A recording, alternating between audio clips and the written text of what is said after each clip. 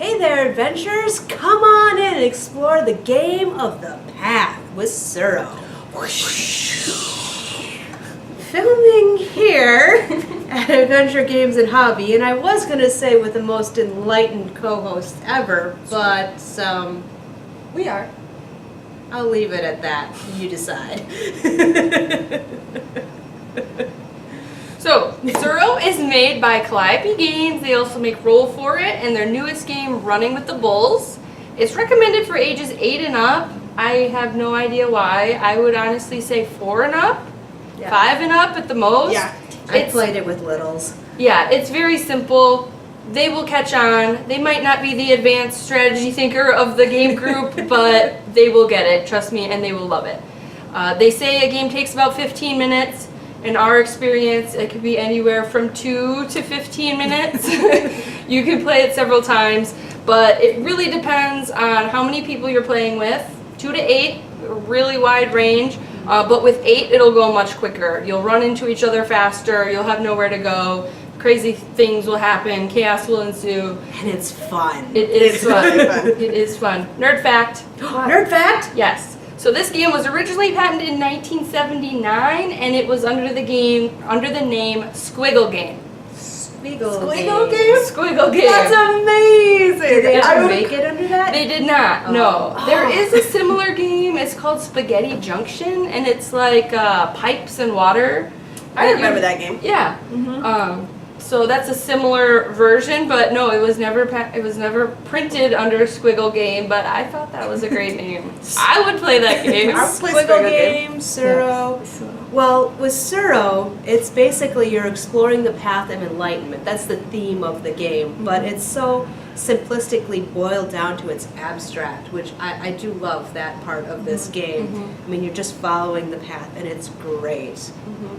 There really isn't anything tricky about it either. No, I mean, I think the trickiest thing about it is when you have a lot of players, when you run out of tiles, the dragon tile saves the spot of the last person who didn't get a tile. Oh, so then they would get the tile after somebody gets knocked off and then more tiles are available. Right, so you kind of pass the tiles out. That's really the trickiest thing, and then, following the lines, but... Right. If a 5-year-old can do it, you can do it. We have faith in you. You can do it! Okay, Tsuro is a move and placement game. So you have a hand of 3 tiles, and you kind of make a decision about where you are. You start at the edge of the board, decide where you want to go. You place your tile, and you follow the path. As people go along, they also make those decisions and move their piece around. The whole point of the game is to not fly off the edge of the board or run into each other. The last person standing wins. Tsuro is a appetizer or a dessert game. So we've had a few people ask us what that is.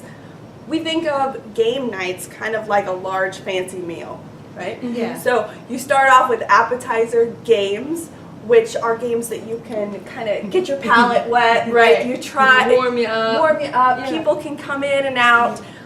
You don't need everybody there. They go pretty quick, right? People can pop in and pop out. No one will be sitting around waiting for an hour for the game to end to get it. Appetizer. Appetizers. Right. So then main course games are the games that take up most of your energy. They tend to be the ones that we do the longer reviews on. And then dessert games, similar to appetizer games, in the fact that people can be in and out of them, but they tend to be more community games, more fun. We think of those as like apples to apples, Cards Against Humanity, where there's a lot more interaction. Although this game does fit that in its own special way. So not every game fits those things. Right. Yeah, I definitely call this a dessert game in our house because it's just fun. It's a good palate cleanser after your brain is fried from the complex strategy of whatever game you delved into. Right. This is just light and fun, and it's fun to like crash into people and knock them off the board. If people are starting to leave, maybe half your group needs to get going, the other half wants to stay and play a little longer. The hostess has to clean up all the mess and the snacks.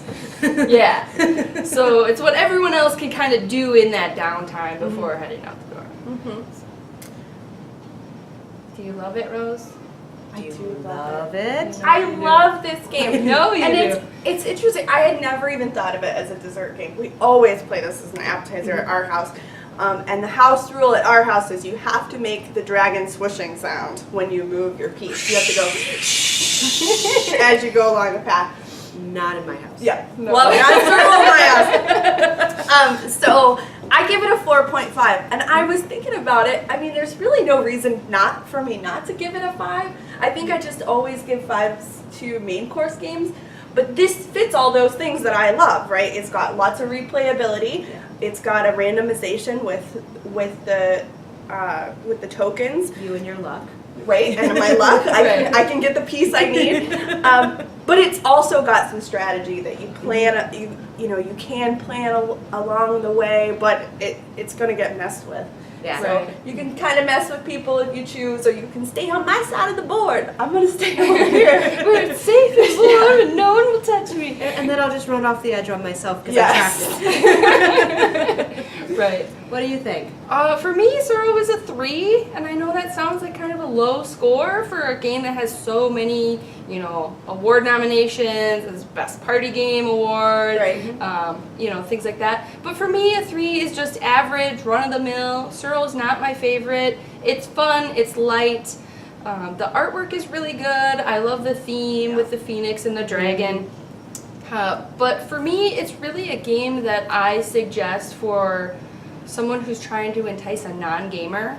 The person who comes in, they're like, Yeah. my spouse hates board games, I don't know why, they're so much fun, I really want to get them into it, if they just try one, they'll see. And so Tsuro is always what I recommend. It's a good choice, yeah. Yeah, it's fun, it's got a little bit of strategy where they can dip their toe in, but it's not overwhelming, like, this is why I hate games. It doesn't have a million fiddly bits It either. doesn't. No. And so I always say, try Tsuro. If you could get them to play Tsuro, they will, they'll warm up to other ideas. And so that's why I recommend it. But for me, it's just a 3. It's not really the type of game that I enjoy, but I'm not adverse to playing it either. Well, the neat thing about Tsuro is there's another version called Tsuro of the Seas, which this is the simple boiled down version that adds waves which change the board up. There's dragons which will nom on you if you come in contact with them. So It's- Tsuro with a twist. Yeah, Tsuro with a twist. It tangles you up in knots Right. or something. Yeah. So what's but your score? My score? It's a 4. It's definitely a good solid game. I will seek it out if I see somebody's brought it to board game night. I'm like, okay, it's on. Let's go. Yeah. I can spot it. I can see it. Yeah. Well, it's so distinctive and beautiful. Well, and they'll never say no because it's so much better with more players. Yes. So unless they're at 8, they'll be like, get in here. And if they're at 8, somebody's like, I've been knocked off too many times. Come Yeah. on in. Yeah. So yeah, it's very easy to just swap. So And tactilely, I love the little dragon pieces. Like they're just fun to play with. yeah. They're not cheap. Nope, it's well made. Yep. So overall, it's a great game.